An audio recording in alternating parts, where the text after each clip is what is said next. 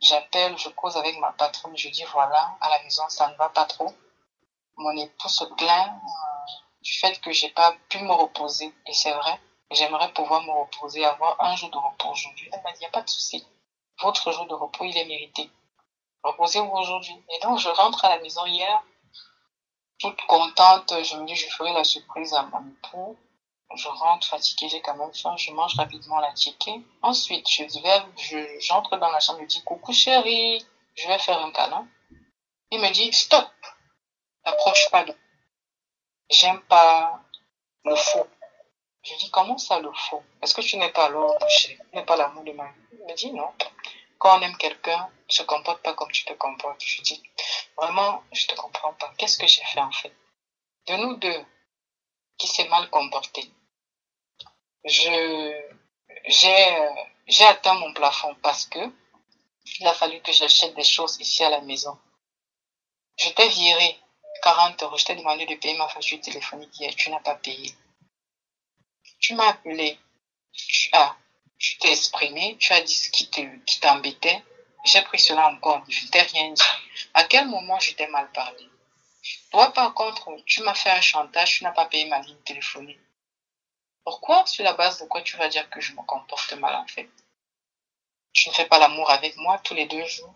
Est-ce que les enfants ne sont pas bien, je sais pas, je m'occupe bien des enfants? Est-ce que tu ne manges pas tous les jours? Oui. De quoi tu te plains donc? Je comprends pas. Quand tu veux sortir, je t'ai déjà dit, quand tu veux sortir, préviens-moi, avise-moi, 2 jours ou 24 heures, de façon à ce que je puisse anticiper, je contacte la nounou pour que les enfants restent avec elle vu que ce sont les vacances. Donc ça veut dire que tu es totalement libre. Je me suis organisée de façon à ce que tu ne sois pas frustré ou gêné de rester tout le temps avec les enfants. C'est toi qui m'avais dit que tu ne pouvais, enfin, que j'arrête de laisser les enfants chez la maison. Les enfants sont en sécurité avec toi. Pourquoi tu te plains aujourd'hui? De quoi tu te plains? Je trouve que tu as réellement raison de te plaindre. Moi, je dis non. Je dis réellement non parce que à aucun moment tu ne m'as dit, chérie, demain je vais sortir et je t'ai dit non. Tu dois rester avec les enfants. À aucun moment. Ça veut dire que là, tu es en train de créer des faux problèmes. Et moi, je suis pas d'accord, on peut pas vivre comme ça tout le temps les problèmes. Quand ça ne va pas de ton côté, tu déverses ta frustration sur moi. Non, il me dit, tout pour moi, c'est mon travail. Je me consacre seulement au travail. Je dis, mais comment tu peux dire ça? Tu ne peux pas dire ça. C'est vrai que ça m'a énervé. J'étais contrariée. J'ai un tout petit peu haussé le ton. C'est vrai. Et il s'est levé. Il m'a attrapé au cou, tellement il m'a tué le cou. Les enfants étaient au salon. J'ai dit, tu as intérêt à me tuer parce que si tu ne me tues pas, dis-toi très bien que quand je sortirai de cette maison, j'irai déposer la plainte. Il m'a appuyé le cou pendant à peu près 5 minutes. Ensuite, il m'a laissé. Il m'a donné 4 coups de poing dans le ventre. Ensuite, 5 coups sur la côte gauche, le côté gauche. D'ailleurs, j'ai atrocement mal. Et enfin, j'ai compté les coups. Il a enchaîné sur mon dos. En dos, il m'a donné 20 coups de poing. Heureusement pour moi, je me suis dit, j'ai pas envie d'avoir un coca, même si c'est que il me donne des coups de poing. Au moins, ça ne sera pas vraiment visible. Certes, il y aura des bleus, mais ce sera pas visible comme sur le visage. Je pourrais pas masquer ça ou camoufler. Quand il a fini, j'ai dit, d'accord. Tu as levé la main sur moi. D'accord. J'irai donc déposer ma plainte. Il m'a dit, vas-y. J'ai dit aux enfants. Et mon fils était là, il a dit, mais papa, pourquoi tu tapes maman? Tu n'as pas à taper maman. Les papas ne doivent pas taper les mamans. J'ai dit à mon fils, reste assis, regarde la télé. Maman, elle arrive. Je suis quitté de la maison à 20h. Je suis arrivé, je suis rentré du travail vers 18h39. Je suis sorti à 20h05. Je suis allé déposer la plainte, sauf que tellement j'avais mal, on a appelé les sapeurs qui m'ont accompagné à l'hôpital de Longjumeau. On m'a fait une radio. Enfin, je suis resté de 21h à 5h du matin. Je suis quitté de Longjumeau à 5h du matin et je suis retourné au poste de police pour terminer ma plainte. Par la suite, 8h moins, nous sommes rentrés chez moi. On a interpellé mon époux. On a demandé à mon époux d'aller également. Enfin, on voulait entendre sa version des faits, le pourquoi, du comment. Il a fait Il a fait un tout petit peu la force, il voulait pas, il disait qu'il ne s'est pas procédé dans cette raison, dit non, c'est pas la peine. On vous interpelle parce que votre épouse a déposé une plainte pour violence conjugale. Donc, c'est comme ça qu'il est parti depuis le matin. Il est là-bas au poste de police. On m'a fait comprendre qu'il allait dormir là-bas. On m'a envoyé faire d'autres examens complémentaires pour pouvoir appuyer mon dossier. Mais je suis tellement, je sais pas, je suis dépassée, à la limite, je dis vraiment, c'est le Seigneur qui me donne l'énergie nécessaire. Quand il me donnait les 20 coups de poing, je n'ai même pas coulé les larmes. Mais tellement mon corps me fait mal, tellement j'ai mal, je n'ai même pas encore coulé les larmes. Je me dis, mais qu'est-ce que j'ai fait à mon époux, en fait, pour qu'il soit comme ça? Qu'est-ce que j'ai fait? Il dit, il a investi sur moi. Qu'est-ce qu'il bénéficie en retour? Je demande, qu'est-ce que tu dis? Qu'entends tu pas bénéficier, en fait? Je comprends pas. Je comprends pas. Ton français, là, me dépasse, en fait. J'estime que je contribue à 80% dans cette maison parce que de toi, moi, tu es conscient que tu ne fais rien dans cette maison. Depuis que je suis venue, tu as dépensé les 2 premiers mois et plus jamais. Et je ne te demande pas ce que tu fais de ton argent, ça ne m'intéresse pas. Parce que c'est ton argent, tu es libre de faire de ton argent ce que tu veux. Les besoins des enfants, tu n'y gères pas. Je fais ce qu'il y a lieu de faire pour ces enfants. Quand tu me dis, tu dois bénéficier, t'as pas ton français, là, moi, je comprends pas. Qu'aurais-tu voulu? Que je continue à te donner 500 € pourtant, je t'ai versé 1500 €, tu as bouffé 1500 €. Tu penses réellement que je travaille dur tous les jours pour que tu bouffes cet argent comme ça? C'est pas ce que tu fais de ton argent et de l'argent que je te verse. Je suis désolée, non. Je préfère consacrer cet argent aux enfants. Au moins, je sais que je dépense mon argent pour ces enfants-là. Et ça me donne de la joie au cœur de voir que mes enfants sont propres et tout et tout et tout. Aujourd'hui, je ne sais plus trop quoi penser parce que il est arrivé à un stade où je ne me sens plus en sécurité. Je ne m'attendais pas à cette réaction-là. S'il peut déjà se lever, m'étrangler, m'assommer d'autant de coups, je ne sais pas ce qu'il est capable de faire demain ou après-demain. Mon fils, quand on sortait de l'hôpital, il me dit, maman, papa a dit que tu es une sorcière. Mon fils de 5 ans, papa a dit hier que tu es une sorcière. J'ai dit à papa que non, tu n'es pas une sorcière, tu es la meilleure maman du monde entier. Il a dit, tais-toi, c'est moi qui décide dans cette maison. De vous à moi, c'est quoi l'intérêt de dire à un enfant de 5 ans que sa maman est sorcière? Le but, c'est de traumatiser cet enfant. Mon fils de 5 ans qui raisonne, il dit, papa n'a pas à te traiter de sorcière, maman. Tu n'es pas une sorcière, tu es la meilleure maman du monde entier. J'ai essayé de dire à mon fils, n'écoute pas ce que papa dit, maman n'est pas sorcière. Il m'a demandé, maman, papa est en prison. J'ai dit, pour le moment, il est au poste de police parce qu'il ne devait pas lever la main sur maman. Il me dit, maman, tu as mal? Oui, j'ai mal, mais ça va aller. Donc, de 19h à, il est quelle heure? 21h29, j'ai pas encore dormi. Parce que je monte, je descends pour faire des examens complémentaires. Dites-moi, je me demande quand nos frères africains décident de rentrer au pays et poser des femmes, c'est pour que ces femmes-là deviennent des esclaves? Ça, c'est une question, je m'interroge, je sais pas. Alors, Blanche, on vous a écouté attentivement, avec attention. Rose et qu'en fait, elle est spécialiste en droit des étrangers. Quelle est la question que vous souhaitez lui poser?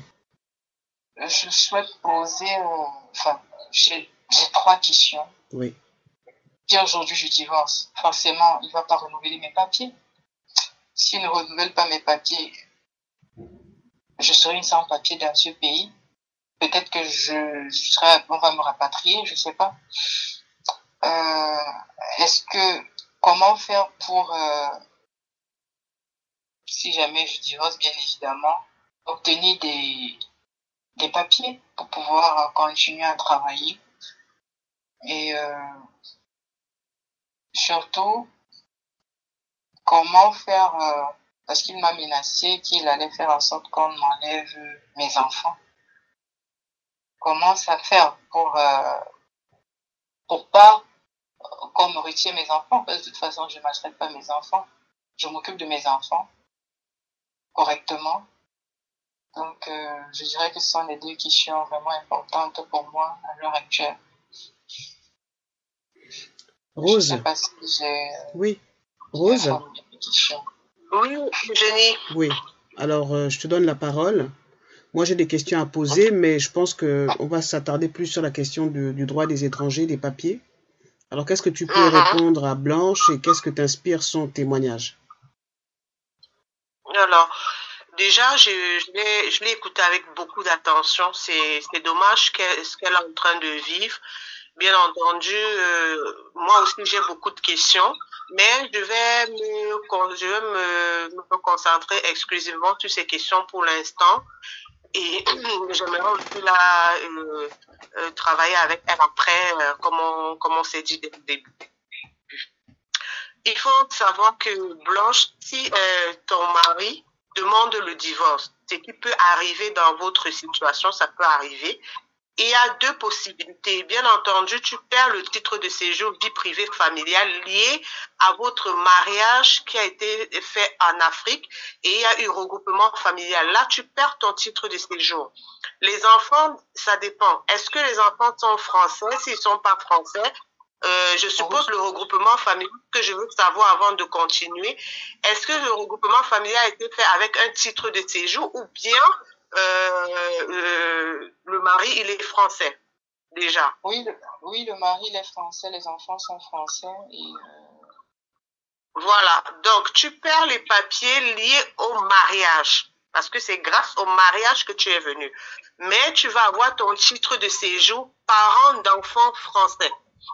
Et vu qu'il y a eu violence conjugale, parce que là, au jour d'aujourd'hui, bien entendu, il y a eu des coups. Donc, il va falloir passer devant un tribunal parce que le divorce, vous allez passer devant le tribunal. C'est le procureur qui va statuer sur votre divorce, les droits de garde des enfants et tout ce qui va avec. Aujourd'hui, on a ta version sur ce qui se passe et là, tu as subi une violence conjugale qui doit être statuée par un tribunal.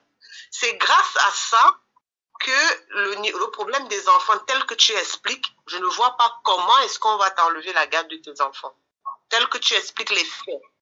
Lui, il se base sur quel élément pour dire qu'il va te faire prendre les enfants? Pour l'instant, on ne peut pas répondre là-dessus. Si on se base sur ce que tu viens de nous expliquer, il n'y a aucune raison qu'un juge t'enlève les enfants.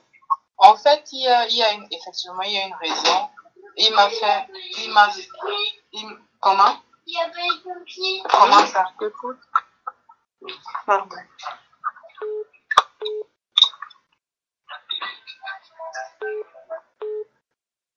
En fait, ce qui se passe, il m'a fait ça à l'envers un jour. Je devais partir travailler. Il est sorti à 6 heures, ce qu'il ne fait jamais. Lui, il ne travaille pas, il reste à la maison. Mais ce jour, comme il voulait m'embêter, comme il a cette habitude-là, il se lève le matin, il décide de sortir. Il dit aux enfants, il arrive. Dans ma tête, je me dis, il connaît quand même mes horaires de travail, donc il viendra avant. Je vois l'heure sonner. Je me dis, c'est mort, je peux plus partir travailler. Sauf que j'ai envie de voir mon supérieur pour expliquer la situation, essayer de dire que je suis peut-être malade. Je suis malade et je peux pas venir, je peux pas travailler. Je voulais quand même être présente. N'étant pas loin, j'ai lavé les enfants, nourri les enfants. Ils dormaient. Le temps d'arriver au travail, il est arrivé derrière moi, il a trouvé que j'avais laissé les enfants seuls. J'avais même pas fait 40 minutes parce que j'étais pas très loin c'est à 40 minutes de la maison. Donc, sur cet élément, voilà, il s'est basé sur ça pour dire que j'abandonne les enfants, je privilégie le travail aux enfants. Donc, non, même jusque-là, comme je dis encore, c'est encore sans vouloir encourager cet acte-là, ce qui c'est pas conseillé, c'est pas sécurisant de laisser les enfants dans cette condition, mais même jusque-là, ce n'est pas un élément qui va montrer que tu es une mère indigne pour tes enfants. Là, c'est quelque chose qui s'est passé dans un contexte bien précis, étant avec le mari d'un arrangement familial où toi, tu dois sortir et lui doit prendre le relais pour les enfants. C'est quelque chose qui peut s'expliquer. Même si je le dis encore, c'est pas un acte à encourager. À ce que je sache, je pense pas qu'un procureur de la République, un juge aux affaires familiales va dire qu'à cause de ce que tu viens de nous expliquer, on va t'enlever la garde des enfants. Non. Maintenant, comme les enfants sont français, je dis encore au niveau du titre de séjour, il y aura juste un changement de statut. Vie privée familiale, parents d'enfants français, mais pas vie privée familiale, conjoint de français. Donc, tu perds juste le statut conjoint de français et tu vas te battre auprès de la préfecture pour avoir le titre de séjour, vie privée familiale, parents d'enfants français, tout simplement.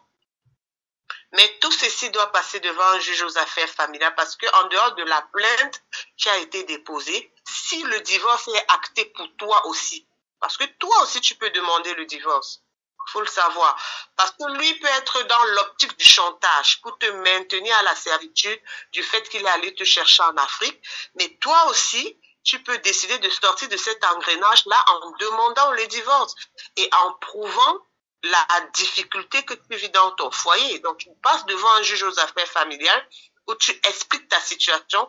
Moi, je te conseille déjà de voir un médiateur familial pour expliquer ce que vous vivez. Parce que selon le témoignage, moi, j'ai l'impression qu'il y a eu une incompréhension dès le départ. Le fait d'avoir une relation à distance, la réalité de la France et celle de l'Afrique sur la vie de couple a été biaisée dans votre couple dès ton arrivée en France. Il y a quelque chose qui s'est brisé. Vous n'avez pas construit la vie familiale de la France. Et ça a créé des incompréhensions, des incompatibilités. Est-ce que ce serait pas mieux, à mon humble avis, de commencer par un médiateur familial qui va vous accompagner dans votre vie de couple, s'il s'avère que vous êtes prêt à vous pardonner, à aller sur des nouvelles bases. Maintenant, c'est pendant le parcours de la médiation, parce qu'il ne faut pas qu'on ait l'impression que tu veux partir de ce foyer parce que, de toutes les façons, ton titre de séjour ne souffre de rien. C'est toi qui vis l'histoire. Est-ce qu'avec ce qui s'est passé, tu es prête à avancer avec ton mari malgré tout? C'est d'abord ça la question. Si c'est le cas, tu commences par le médiateur et il va vous suivre au fur et à mesure avec la volonté du mari et toi. Si ça ne va pas, ben vous passez à l'étape du divorce. Comme ça, devant le juge, on voit quand même qu'il y a eu une étape, un processus en fait. Alors moi j'ai une question, Blanche. Depuis combien de temps tu connais ton mari? Depuis combien de temps? Enfin, dans quelles circonstances vous vous êtes rencontrés? Depuis combien de temps vous vivez ensemble? Ça fait 6 ans aujourd'hui. D'accord. Je travaillais et puis un soir, je suis interpellée par une jeune femme de ma génération qui me fait savoir que elle a son tonton qui aimerait échanger avec moi. Et je dis là c'est pas possible parce que moi je suis au service là. Mais c'est à quel sujet en fait? Elle me dit viens. Je dis à ma pause. Et je suis pas, j'ai laissé couler comme ça, c'est normal, j'avais des clients, etc. 2 jours plus tard, le même monsieur et sa nièce reviennent. Et là, on demande à ce que je fasse le service. Il voulait boire des Red Bull, quelque chose comme ça, ou du whisky. C'est comme ça que je fais connaissance pour la première fois, on fait connaissance pour la première fois. Un homme très charmant d'ailleurs. Enfin, il était charmant à cette période-là. Très charmant. Mais très rapidement, je fais le constat que il a un handicap visuel. Il a un handicap visuel. Ce qui ne me dérange pas pour autant parce que je me dis, ce sont des choses qui peuvent arriver dans la vie aujourd'hui. Je suis en bonne santé. Demain, je peux me retrouver en situation d'handicap également, peu importe. J'ai plutôt aimé ce qu'il dégageait. Il dégageait quelque chose. Enfin, il avait l'air vrai, quelqu'un qui avait envie de donner de l'amour et qui voulait également être recevoir cet amour-là, qui voulait se stabiliser surtout. J'étais à une période de ma vie où je voulais me stabiliser. Donc, il m'a rassuré. Et lui vivait déjà en Europe ou alors c'était toujours... il n'était pas encore allé en Europe? Oui, il vivait en Europe parce que très rapidement, il a été vrai avec moi, il m'a pas caché. Bon, de par son accent aussi, quand même, j'ai posé la question, pourquoi tu as cet accent-là? Puis bon, il m'a exprimé, il s'est exprimé, il a dit non, il vit pas ici, il vit pas au Cameroun depuis plus de 25 ans, etc. Il m'a expliqué sa situation, il est un homme divorcé, il a plusieurs enfants et qu'il aimerait refaire sa vie. Bon, j'ai senti de la sincérité. J'ai vraiment senti de la sincérité. Et très rapidement, il y a eu ce feeling-là. Moi, je suis partie, c'est-à-dire que c'est le feeling, en fait. J'ai ressenti quelqu'un de vrai, de transparent. Je me suis dit, j'ai pas à mettre des barrières. Je vais me laisser guider par mon cœur et puis voir ce que ça va donner. C'est comme ça qu'on s'est connus. Il faisait les 2 mois, il faisait les 3 mois. C'était bien, même si très rapidement, il m'a montré, j'ai découvert ce petit côté volage, mais je faisais partie de ses priorités, bien qu'étant très volage avec d'autres personnes, mais je faisais vraiment partie de sa priorité. Et puis, c'est comme ça que j'ai enchaîné avec les grossesses, les maternités. J'ai arrêté le travail parce qu'il fallait que je m'occupe des enfants. Il s'occupait, il prenait soin des enfants. Sinon, à cette époque, c'était un bon papa. Même si aujourd'hui, ça a changé. Rose, est-ce que parmi les gens justement que tu accompagnes, il y a ce genre de cas où, pour on ne sait quelle raison, le mari, qui était un homme agréable à vivre, quand il arrive en Europe, il devient différent. Et puis pourquoi ce chantage au papier? Bien sûr, j'entends beaucoup d'histoires justement de couples où soit c'est la femme, soit c'est l'homme qui fait un chantage au papier. Oui, c'est à 90% les histoires que des personnes que j'accompagne dans le cadre du jour de mariage à l'étranger, on a fait venir en France. À 90%, le problème des papiers ressort beaucoup. Et pour ma part, je pense qu'il y a un problème de contexte de la France et celui de l'autre côté. Dans la mesure où les deux, le couple n'a pas les mêmes éléments d'appréciation de la vie de couple. Parce que, ça c'est mon analyse, c'est ce que j'ai constaté sur le terrain, parce que il y a toujours cette difficulté où celui ou celle qui est venu de l'autre côté a une autre vision de la vie de couple. Et celui qui est parti chercher a sa part de vision. Et il n'arrive pas à fusionner ça pour pouvoir avoir une vraie vie de couple. Et ça fait que celui qui est parti chercher l'autre est toujours dans l'optique que c'est lui qui a le plus investi. Il y a d'abord ce côté complexe de supériorité et d'infériorité qui s'installe dans la vie de couple. Et le chantage devient comme si c'était normal. Non, c'est moi qui suis allée te chercher de l'autre côté. C'est moi qui j'ai mis mes papiers en jeu. J'ai mis mon argent en jeu. Tu dois faire ce que je veux. Tu dois faire comme je pense. C'est tout ça, en fait. Et c'est tellement dommage. C'est fréquent. En France, c'est à 90%, il y a ce problème de chantage qui s'installe. En réalité, ils se connaissent pas. Ils se connaissent pas. Le mari ne connaît pas sa femme, la femme ne connaît pas son mari. Ils arrivent dans un environnement, ils doivent apprendre à se connaître et à accepter des choses, à faire des compromis. Blanche nous a expliqué, elle arrivait, elle a dit à son mari, moi je dois travailler pour m'occuper de ma famille. Sauf que le mari, pour lui, la famille de Blanche, c'est lui et les enfants. Ce n'est pas sa famille de l'autre côté. Donc il y a des incompréhensions qui s'installent et plus tard, les frustrations et après